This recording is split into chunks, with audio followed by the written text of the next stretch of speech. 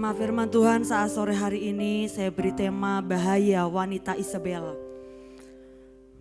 Mungkin bagi kita seringkali dengarnya Abigail, ya kan, dengarnya Maria, dengarnya Ruth, wanita yang baik-baik. Tetapi saat sore hari ini kita akan belajar bersama-sama tentang Isabel.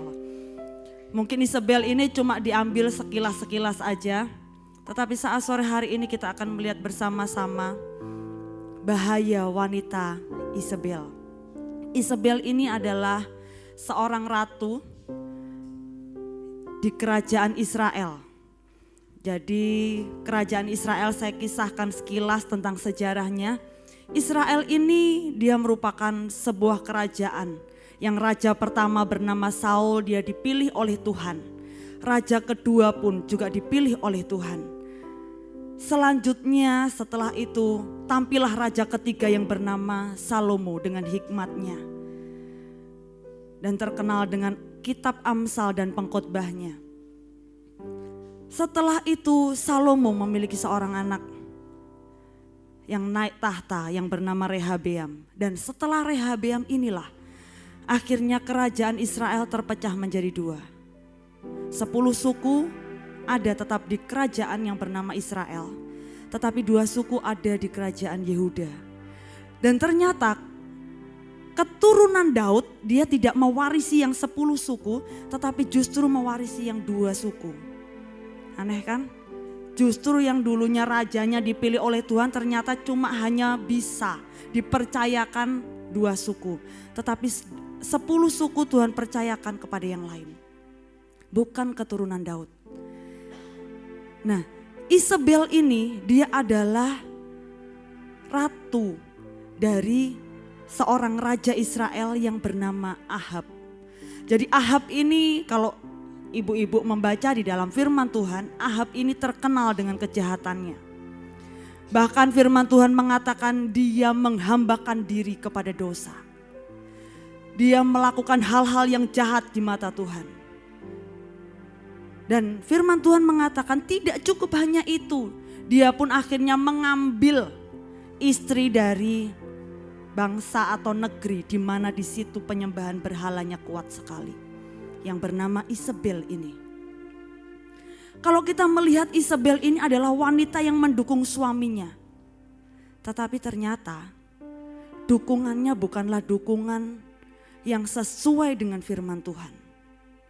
Kita memang wanitanya Tuhan, firman Tuhan menghendaki kita sebagai penolong, benar. Tetapi penolong yang seperti apa? Oleh sebab itu saat sore hari ini kita akan melihat bersama-sama seperti apakah Isabel itu. Hal yang pertama, kalau kita melihat di dalam 1 Raja-Raja pasal 18 ayat yang keempat akan dikatakan di situ, Isabel membunuh nabi-nabi Tuhan. Jadi seorang ratu, sebenarnya Israel pun adalah sebuah bangsa yang dulunya takut akan Tuhan. Bahkan namanya juga masih mewarisi nama Israel. Tetapi ternyata di dalamnya ada seorang raja yang bernama Ahab. Firman Tuhan mengatakan dia melakukan segala yang jahat di mata Tuhan. Dan Isabel ini adalah istri dari Ahab itu. Firman Tuhan mengatakan Isabel membunuh nabi-nabi Tuhan. Dia tidak tanggung-tanggung. Dia menghabisi nabi-nabi Tuhan. Dan selanjutnya, apakah yang luar biasa dari seorang Isabel? Dikatakan di 1 Raja-Raja 18 ayat yang ke-19. Isabel ini memberi makan 450 nabi Baal dan 400 nabi Asyera dari meja istananya. Nabi-nabinya dipelihara segitu banyaknya dari meja istana Isabel. Untuk keagamaannya, dia adalah wanita yang luar biasa. Karena dari meja istananya dia memberi makan nabi-nabinya. Nabi-nabi Baalnya. Kalau di dalam kekristenan mungkin hamba-hamba Tuhannya diberi makan dari meja istananya Isabel. Tapi ternyata di sini bukanlah nabi-nabinya Tuhan. Tetapi di sini adalah nabi-nabi Asyera. Di situ adalah nabi-nabi Baal yang diberi makan dari meja istananya. Tidak cukup hanya itu. Dikatakan di dalam firman Tuhan. Ternyata Isabel ini adalah seorang istri luar biasa. Karena apa? Di dalam 1 Raja-Raja 19 ayat 1 sampai ayat yang kedua dikatakan bahwa Ahab ini senantiasa memberitahukan kepada Isabel apa yang dialaminya. Kalau secara hubungan suami istri kelihatannya bagus. Ahab ini selalu cerita sama istrinya apa yang dialaminya. Dia mengatakan bahwa ini loh Elia, nabinya Tuhan. Dia sudah membunuh para nabi-nabi Baal kita 450 di Gunung Karmel. Dan apa yang terjadi ketika Isabel mendengar hal itu? Isabel langsung mengatakan, oke, kalau gitu aku bersumpah. Kalau aku tidak bisa menghabisi Elia, kalau aku tidak bisa membuat nasib Elia sama seperti nabi-nabi Baal, terkutuklah aku. Kelihatannya kalau dilihat, wah luar biasa ini istri. Dia berani pasang badan buat suaminya, dia berani pasang badan buat nabi-nabi Baalnya. Dia adalah wanita pemberani. Selanjutnya apalagi yang dialami? Apalagi yang terjadi dengan Isabel? Di dalam 1 Raja-Raja 21 ayat yang ke-7. Isabel ini dia menghadirkan saksi dusta supaya Nabot terbunuh. Peristiwa Nabot ini dilatar belakangi. Seorang Nabot ini memiliki kebun anggur. Dan kebun anggur Nabot ini bersebelahan dengan istananya. Atau kebun sebelahnya itu adalah kebun sayur dari miliknya Ahab. Sebelahan kebunnya. Kebun anggur sebelahan dengan kebun sayur miliknya Ahab. Ahab mengingini kebun anggur itu.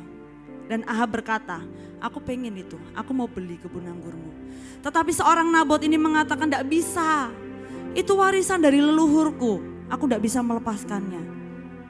Seorang Ahab, apa yang terjadi? Dia adalah seorang raja yang berkuasa. Bagi dia sebenarnya Nabot itu adalah hal kecil di hadapannya. Tapi itu membuat hatinya jengkel. Dia mulai bermuram durja. Dan akhirnya ketika dia masuk istananya, Isabel mulai melihat, wah suamiku mukanya mulai berubah. Dia mulai tanya, kenapa kok kelihatannya kesel hatimu? Sang Ahab mulai cerita dengan istrinya. Bagus ya, seorang suami cerita dengan istrinya itu adalah hal yang luar biasa. Dia mengatakan, tuh aku pengen kebun anggurnya Nabot.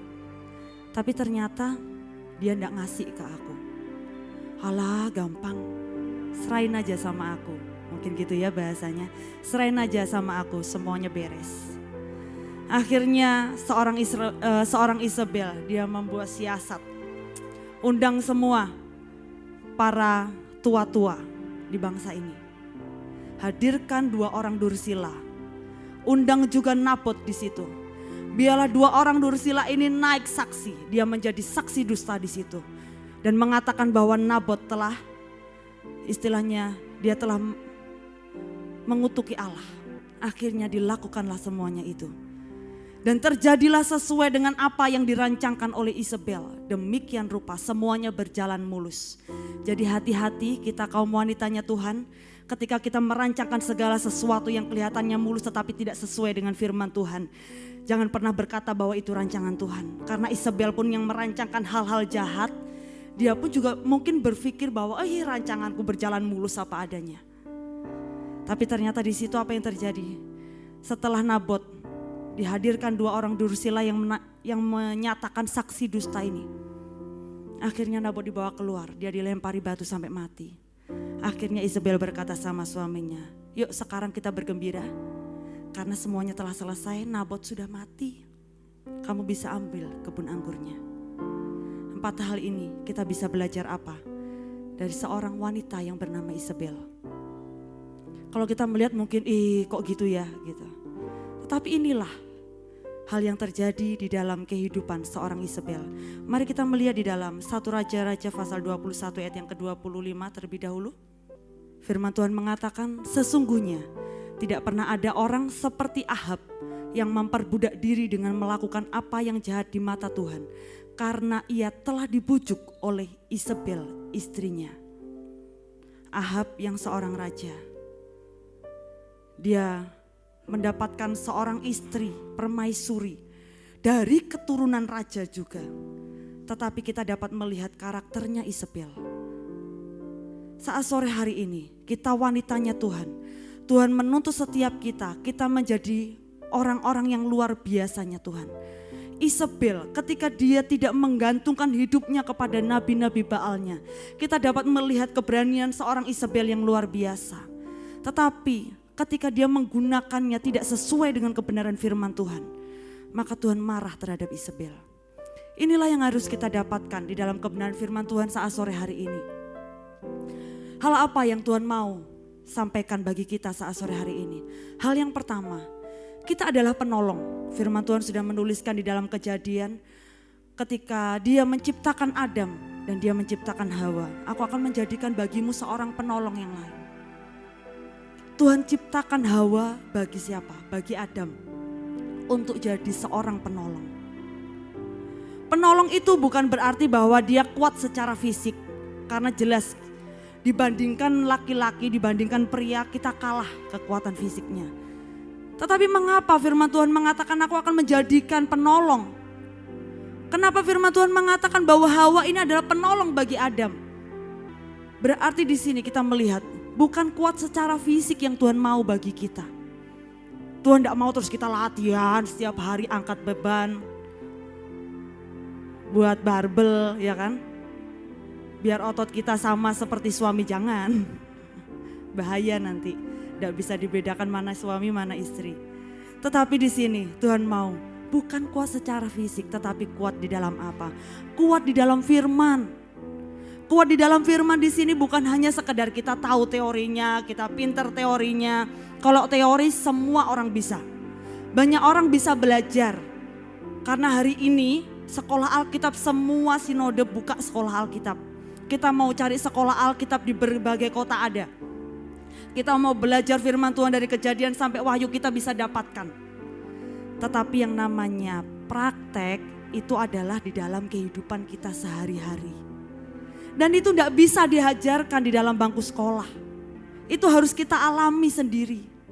Itu ada di dalam setiap proses kehidupan kita. Tidak bisa kita hanya cuma hafal firman Tuhan terus besok tahu-tahu kita bisa berubah. Kita harus melewati setiap proses. Dan bahkan ketika kita minta kesabaran, apa yang Tuhan hadirkan bagi kita? Apa yang Tuhan hadirkan? Kira-kira apa? Orang sing jengkel no, orang sing bencek no, itu dihadirkan Tuhan bagi kita. Ketika kita minta kuat sama Tuhan, yang dihadirkan apa? Bukan tahu-tahu kita kuat menghadapi masalah, tetapi yang dihadirkan sama Tuhan justru kita harus menghadapi masalah. Nah itu repotnya ya kan? Piye aku pengen jadi kuat tapi yang dihadirkan masalah, ya ayo repot. Tetapi itulah Tuhan bagi kita. Apa yang Tuhan mau terjadi dalam kehidupan kita? Ya itu yang Tuhan hadirkan. Pada waktu saya sekolah Alkitab gitu ya, kelihatannya memang semuanya baik-baik. Saya berpikirnya kalau sekolah Alkitab namanya sekolah Alkitab. Mesti orang-orangnya tiap hari bacaannya Alkitab, hidupnya kayak Alkitab. Tapi ternyata ibu-ibu, pertama datang semuanya kayak malaikat. Kenalan baik-baik semua, mau makan sapaannya shalom, selamat pagi, setiap kali papasan. Jadi sehari itu bisa nyampein kata shalom itu bisa ratusan kali setiap kali ketemu sama orang. Nanti kalau mau makan, diketuk kamarnya temennya, ayo makan, kita makan sama-sama. Jalan sebulan, masih baik-baik, ternyata 3 bulan, akhirnya semuanya berubah. Yang dulunya tak pikir malaikat, mulai kata-kata makian mulai keluar. Kalau enggak cocok pintu kamar langsung dibanting keras-keras. Kita ketemunya orang satu Indonesia. Kita bisa bayangkan karakternya satu rumah aja kakak adik aja bisa beda apalagi yang dari luar pulau. Tetapi itulah yang terjadi. Padahal setiap harinya bangun pagi, doa pagi. Habis gitu kegiatan sebentar, jam 8 sudah masuk kuliah, belajarnya apa? Alkitab sampai jam 1 siang. Habis gitu cuma istirahat, makan, sore belajarnya apa? Alkitab lagi. Loh tapi ketemunya kok ya kayak gitu. Jadi di sini Tuhan mau kita bukan cuma teorinya apal, ayat-ayat Alkitab apal di sini, mau ngomong apa ayat Alkitabnya keluar, tetapi bukan itu yang Tuhan mau. Tuhan mau kita kuat di dalam kebenaran. Bukan cuma dihafal, Semua orang bisa hafal. Tetapi Tuhan mau kita kuat di dalam kebenaran. Kita kuat di dalam karakter. Apalagi yang kita dapatkan dari seorang Isabel? Miliki hati yang lemah lembut.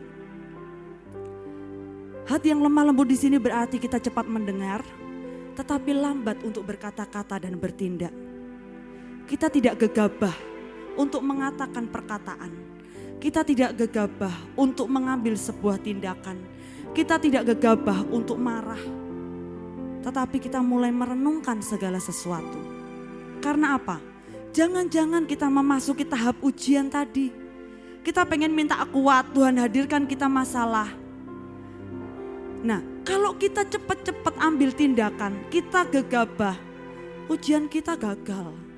Kita tidak akan lolos. Jadi mari kita hati-hati, miliki hati yang lemah lembut. Kira-kira melalui setiap peristiwa-peristiwa yang terjadi dalam kehidupan kita, Tuhan mau apa? Karena di dalam setiap proses kehidupan kita, prosesnya Tuhan itu bukan hanya sekedar ketika kita menghadapi masalah. Prosesnya Tuhan itu bukan sekedar kita ada di dalam keadaan sulit. Prosesnya Tuhan itu bisa juga terjadi ketika keadaan kita baik-baik saja. Proses Tuhan juga bisa terjadi ketika kita ada di dalam peninggian. Prosesnya Tuhan juga bisa terjadi ketika kita mengalami yang namanya kelimpahan. Itu semua prosesnya Tuhan. Jadi kalau kita sedang mengalami prosesnya Tuhan, mari kita tetap berhikmat dan kita tetap bijaksana. Sehingga kita bisa berkata apa Tuhan yang Tuhan mau melalui setiap proses yang terjadi di dalam kehidupanku. Kalau kita cepat-cepat mengambil keputusan, kita gegabah di dalam segala hal. Kita tidak akan lolos menghadapi setiap ujian-ujian dan ujian yang terjadi dalam kehidupan kita.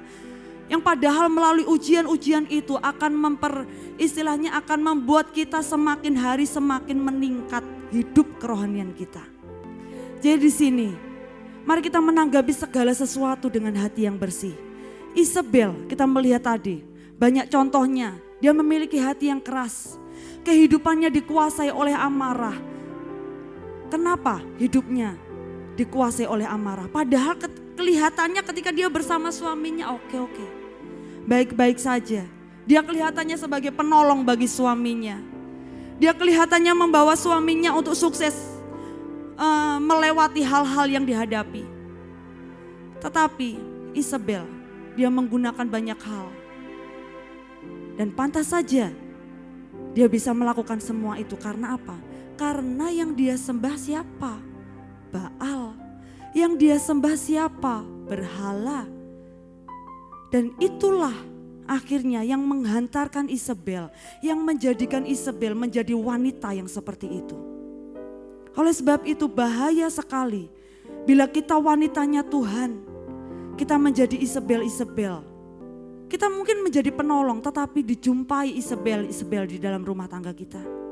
Jadi bila kita adalah anak-anak kerajaan, jelas karakter kita tidak akan menyerupai Isabel. Kalau karakter kita seperti Isabel, benarkah Yesus ada di dalam kehidupan kita? Kalau kita tidak mau dikatakan seperti Isabel, mari hadirkan Yesus di dalam kehidupan kita. Yang terakhir, apa yang harus kita ambil dari hal-hal yang terjadi dalam kehidupan Isabel? Mengundang Roh Kudus hadir di dalam kehidupan kita. Jadi ketika Roh Kudus hadir di dalam kehidupan kita, Roh Kudus ini adalah pribadi yang senantiasa hadir memberikan damai dan sukacita di dalam kehidupan kita. Kalau Roh Kudus tinggal di dalam kehidupan kita, jelas hal-hal yang tidak berasal dari Tuhan itu tidak akan pernah tinggal di dalam kehidupan kita. Nah, hati kita saat ini untuk siapa? Untuk Roh Kudus atau untuk hal-hal yang lain? Kalau hati kita untuk Roh Kudus, jelas bahwa sampah-sampah yang ada di dalam hati kita tidak akan memperoleh tempat di situ. Tetapi kalau kita tidak menghadirkan Roh Kudus di dalam hati kita, maka sampah-sampah yang dari luar itu akan masuk di dalam kehidupan kita. Kita akan menimbun sampah demi sampah di dalam hati kita.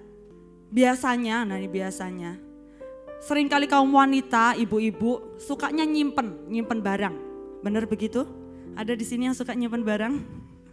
Boleh lihat samping kanan kirinya, rumahmu banyak barang enggak? Kadang ada kresek dilipat-lipat, disusun-susun. Kadang juga ada kardus ketok ya api tak simpen lah. Yang tertawa ngaku itu. Ada barang-barang bagus seringkali kita simpen dan simpen. Ya kan? Nah, dan ketika barang-barang itu sudah tersimpan, akhirnya kadang juga tidak terpakai.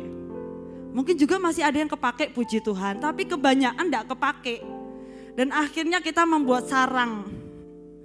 Nah, sebenarnya sama halnya dengan hati kita. Seringkali di dalam kehidupan kita, kita sukanya nyimpen. Hal-hal yang dari luar kita simpan satu persatu, kita masukkan di dalam hati kita. Besok lagi kita nyimpen lagi, didiemin lagi di dalam hati. Besok lagi nyimpen lagi gitu. Nah, ketika itu keluar, kira-kira apa yang terjadi? Yang kita simpen atau hal-hal lain? Kalau ibu-ibu nyimpen barang-barangnya di dalam lemari, kresek Indomaret disimpan di lemari, kardus disimpan di dalam lemari. Ketika buka lemari yang keluar apa? Bisa jadi emas, bisa jadi berlian, yang keluar ya tetap kresek, yang keluar juga tetap kardus itu. Jadi apa yang kita simpan ya itulah yang keluar. Nah, saat sore hari ini kira-kira apa yang kita simpan di dalam hati kita? Jangan sampai nanti waktu kita buka, karena pintu lemarinya itu sebenarnya adalah mulut kita, perkataan kita, tindakan kita, itu adalah mulutnya. Seringkali mungkin kita mendengar, Allah itu cuma mulutku, hatiku enggak gitu loh gitu. Tetapi ternyata itu bertentangan dengan firman Tuhan ketika kita mengatakan hal demikian.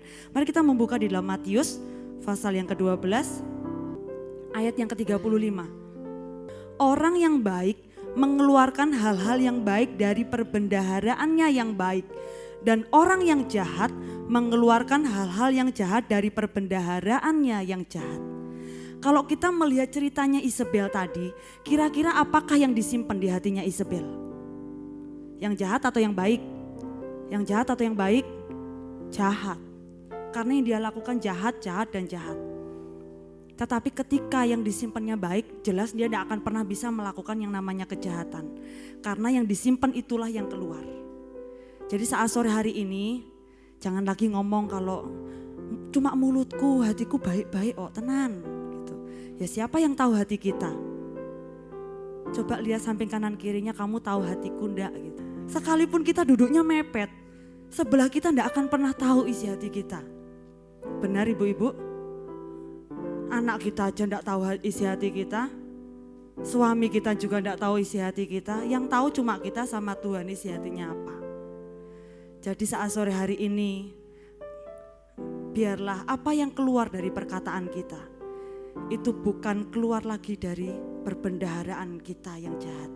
Tetapi biarlah kita mengeluarkan hal-hal yang baik. Karena yang kita simpan ini adalah hal-hal yang baik. Kalau yang kita simpan firman Tuhan, kalau yang kita simpan ucapan syukur, kalau yang kita simpan adalah hal-hal yang mempermuliakan nama Tuhan, pastinya yang keluar juga adalah hal-hal itu. Jadi mulai malam hari ini kita wanitanya Tuhan, mari kita waspada. Biarlah kita tidak menjadi Isabel di dalam keluarga kita.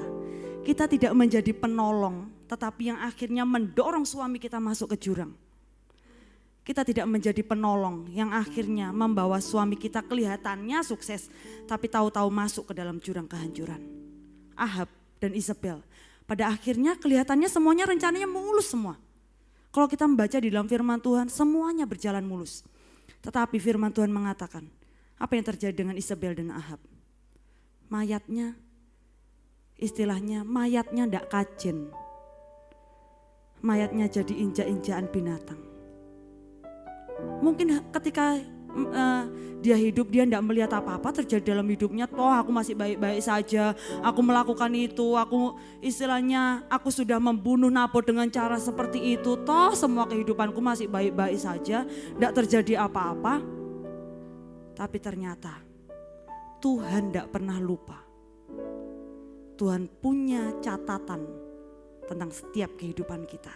Jadi saat petang hari ini, mari kita menjadi penolong. Penolong yang sungguh-sungguh hidup di dalam firman Tuhan. Penolong yang sungguh-sungguh menghidupi firman Tuhan. Penolong yang memiliki karakter di dalam Tuhan. Sehingga suami kita, sekalipun mungkin kelihatannya hari ini masih biasa-biasa.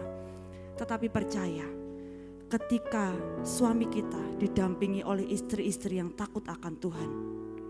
Kelihatannya biasa, tetapi Tuhan akan menjadikannya luar biasa, tepat pada waktunya Tuhan. Amin.